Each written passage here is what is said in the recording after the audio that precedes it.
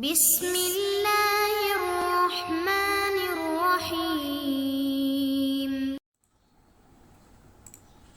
اعوذ باللہ من الشیطان الرجیم، بسم اللہ الرحمن الرحیم، وبہ نستعین۔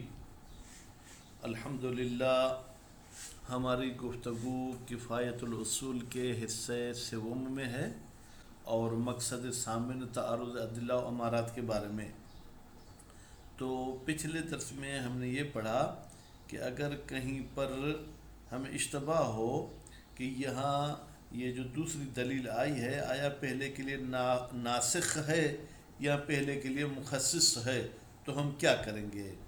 خوب، اگر ناسخ مانیں گے تو یعنی اب عام کا حکم ختم ہو گیا لیکن ابھی تک لاگو تھا، اور اگر مخصص مانیں گے تو اس کا مطلب یہ ہے کہ جناب اس کے دائرہ محدود ہوا ہے لیکن حکم ختم نہیں ہوا ہے۔ تو اس صورتحال میں مصنف صاحب فرماتے کہ نتیجہ یہ نکلتا ہے کہ آثار پر جب ہم نظر کریں گے تو آثار کے ذریعے اس تخصیص کا اور نسخ کا جو ہے کہ ہمیں اثر ظاہر ہوگا۔ اگر ہم کہتے ہیں کہ اکرام زید کے لیے کوئی قضا ہے اور اس نے اکرام نہیں کیا تھا، یا کوئی کفارہ ہے اگر اس نے ترک اکرام کیا، تو یہ جناب تخصیص کی صورت میں واجب نہیں ہوں گے، کیونکہ تخصیص کا مطلب یہ کہ عام کا دائرہ محدود ہو گیا، یعنی زید پہلے سے ہی اس عام میں گویا کہ شامل نہیں تھا تو اس کی ہم نے عزت نہیں کی، تو قضا بھی واجب نہیں ہے، اور اگر کوئی کفارہ تھا تو کفارہ بھی واجب نہیں ہے۔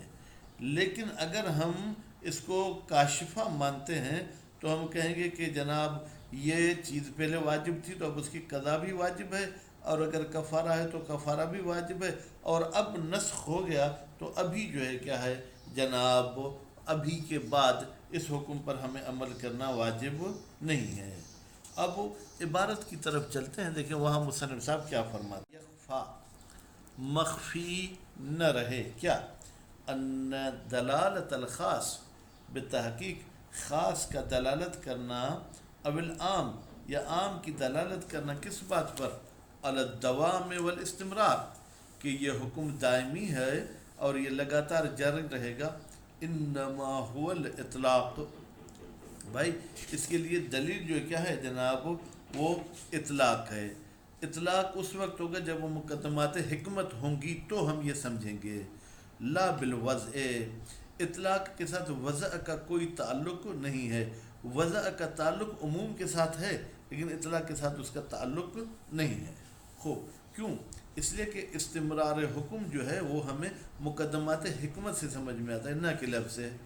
فعلی الوجہ العقلی، پس اگر ہم اس عقلی دلیل کو مانیں تو اس میں جو کہا گیا تھا فی تقدیم تقیید علی تخصیص، کہ ہم تقیید کو یعنی مطلق کے قید لگانے کو مقدم کریں گے تخصیص پر، کان لازمو، تو پھر اس سے لازم چیز کیا ہوگی؟ فی ھذا الدوران، اس گردش میں، تقدیم النسخ علی تخصیص ایضا، تو ہم نسخ کو مقدم کریں گے تخصیص پر بھی۔ کیوں؟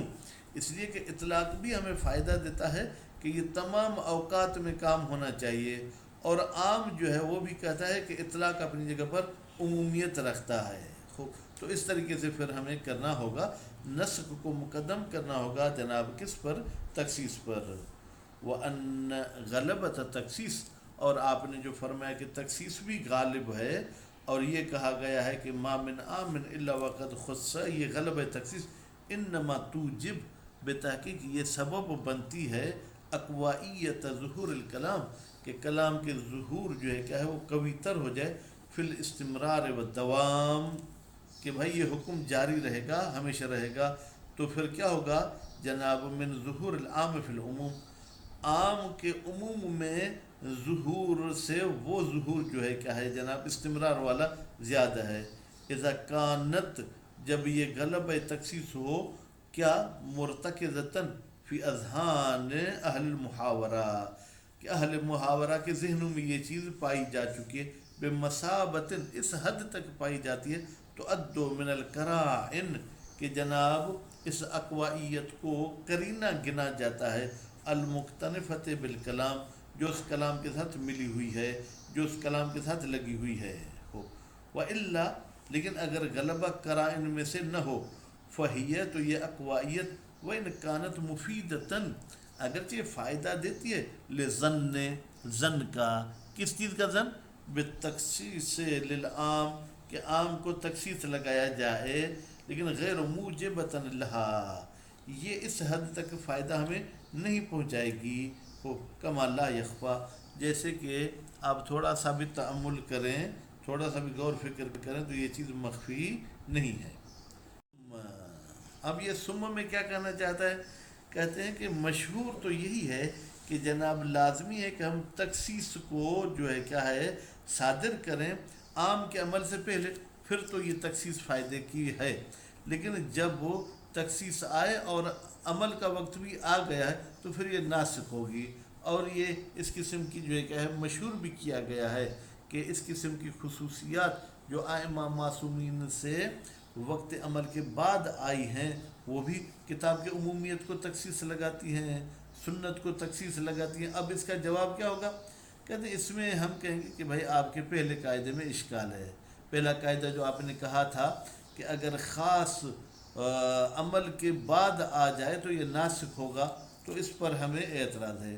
انہو بتحقیق شان یہ ہے بناء علی اعتبار یہ بنا رکھتے ہوئے کہ معتبر ہے عدم حضور وقت العمل کہ عمل کا وقت نہ آئے. یہ معتبر ہے کس بات میں؟ پھر تخصیص میں. کیوں؟ لئلا تاکہ یہ اعتراض لازم نہ آئے کیا تاخیر البیان عن وقت الحاجت کہ یہ بیان جو ہے وقت حاجت کے بعد آیا. یشکل الامر کہتے ہیں پھر تو بات مشکل ہو جائے گی. کیوں؟ پھر تخصیص الکتاب و سنت کہ ہم تخصیص لگائیں کتاب کو یا سنت کو جہاں پر سنت عامہ ہے یا قرآن مجید کی آیاتیں بھی عامہ ہیں. مطلب رسول اکرم کے زمانے میں ایک عام آیا اب اس کو تخصیص لگائیں بالخصوصات ان خصوصات کے ساتھ جو صادر ہوئی ائمہ معصومین کے ساتھ. فإنہا بتحقیق یہ خصوصات جو ائمہ معصومین سے صادر ہوئی ہیں یہ جو ہے صادرتن یہ صادر ہوئی ہیں بعد حضور وقت العمل بعموماتها جبکہ ان خصوصات کے عمومات پر ہم عمل کر چکے. رسول اکرم سے لے کے حضرت علی علیہ السلام کی حکومت تک ہم عمل کرتے آئے. والتزام و نسخها بها اور اگر آپ پابند ہوتے ہیں کہ یہ عمومات نسخ ہو جائیں گی ان خصوصات کے ذریعے. ولو قیل بجواز نسخهما اگرچہ ہم قائل بھی ہو جائیں کہ قرآن کو بھی سنت کے ذریعے نسخ کیا جا سکتا ہے اور جو ہے کیا ہے رسول اکرم کی سنت کو بھی نسخ کیا جا سکتا ہے بروایت انہم وہ روایت جو وارد ہوتی ہے انہم علیہم السلام ائمہ معصومین سے. کما ترا تو آپ جیسے کہ یہ دیکھتے ہیں مثلا جواز تو ہوتا ہے کہ الحدیث کہا گیا ہے ینسخ کما ینسخ القرآن بھائی حدیث کو بھی ایسے ہی نسخ کیا جاتا ہے جیسے قرآن کو نسخ کیا جاتا ہے اور اس قسم کی اور بھی دلیلیں. فلا محیص فی حلہ پھر تو کوئی راستہ نہیں ہے کہ ہم جو ہے کیا ہے جناب اس اشکال کو حل کر سکیں. من ان یقال اس طریقے سے اس اشکال کو ہم حل کریں گے. کس طریقے سے؟ ان اعتبار ذالک بتحقیق اس چیز کا معتبر سمجھنا. کون سی چیز کا معتبر سمجھنا؟ کہ بھائی شرط ہے کہ ابھی عمل کا وقت نہ آیا ہو تو پھر وہ مخصص آ سکتا ہے. حیث کان لاجل قبح تاخیر البیان جب یہ خاص کا آنا اس لیے ہے کہ بھائی بیان کو بعد میں کریں یہ کبھی ہے ان وقت الحاجت. مجھے آج ایک کام کی حاجت ہے آج اس کا مجھے جواب چاہیے آپ 2 سال کے بعد اس کا جواب دیتے ہیں. کہتے ہیں یہ تو کبھی ہے. کیوں؟ اس لیے کہ وقت حاجت ابھی ہے. تو اس کے بارے میں شرح میں کہا گیا ہے کہ وقت حاجت کس کا؟ آپ کا سامع کا یا متکلم کا.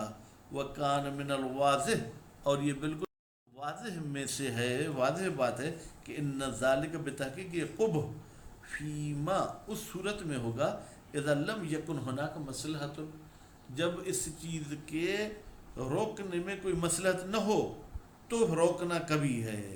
ہو فی اخفاء الخصوصات کہ خصوصیات کو جو ہے کیا ہے مخفی رکھا جائے.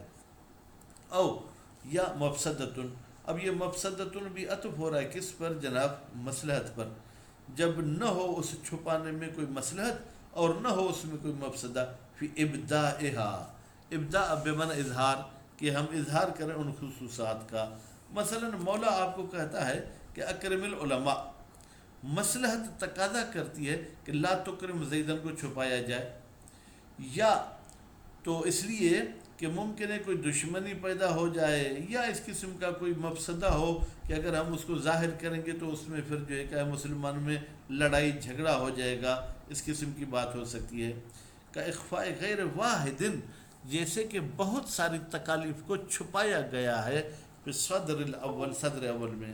مثلا رسول اکرم جو ہے کیا ہے یہ کہا کہ آپ شہادتیں پڑھیں فقط، یا قد افلح من قال لا الہ الا اللہ، یا من قال لا الہ الا اللہ وجبت لہ الجنہ، لم یکن باسن. پھر تو ان خصوصات کے چھپانے میں کوئی اعتراض نہیں ہے، یہ خصوصات چھپائی جا سکتی ہیں. یا ہم یوں کہیں کوئی اعتراض نہیں ہے بتخصیص عموماتہا، کہ ہم شریعت کی عمومات کو تخصیص لگا دیں بہا، ان خصوصات کے ذریعے. وہ استکشاف ہے اور یہ کشف کیا جائے کہ ان موردہا، بتحقیق کہ یہ جو خصوصات کا مورد ہے، کان خارجن، یہ خارج تھا، ان حکم العام، عام کے حکم سے، واقعا حقیقت میں، لیکن ہم اس کو ظاہر نہیں کرنا چاہتے تھے، لیکن حقیقت میں یہ خارج تھا. مثلا یہ جو ہم کہتے ہیں کہ زید کی عزت نہیں کرو، گویا کہ شروع سے ہی یہ اکرم سے خارج تھا. وَإِنْ كَانَ دَاخِلًا فِيهِ، اگرچہ یہ خاص داخل تھا اس عام میں، ظاہری طور پر ہمیں محسوس ہو رہا تھا اکرم العلماء، تو زید بھی اس میں شامل ہے.